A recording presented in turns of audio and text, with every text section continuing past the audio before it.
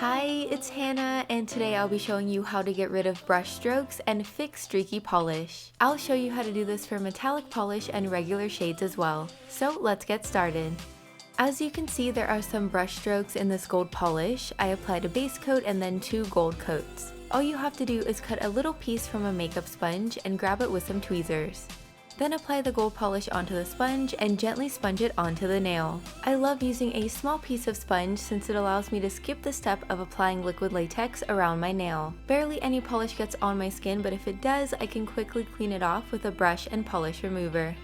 And now finish off with a top coat. This hack may not totally get rid of all brush strokes, but it should at least reduce them by a lot. It just all depends on the formula.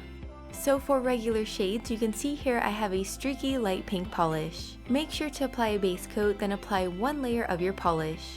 For this hack, you're going to apply a matte top coat after the first color coat. I also tested out using a glossy top coat instead of matte, and I'll show you the results at the end. I didn't wait long enough to dry. I can get impatient sometimes, so the top coat broke down the polish a little, but it'll be totally covered, so it's fine. Once your top coat has dried, apply your second coat of color. As you can see, the polish is applying really evenly. Also, I haven't had any wear issues using this particular matte top coat. And finally, seal everything in with a glossy top coat.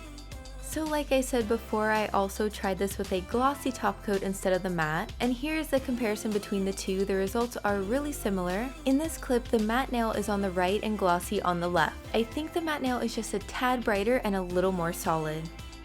Alright, that's it for this video. I hope you enjoyed it. Thanks so much for watching, and I'll see you later. Bye!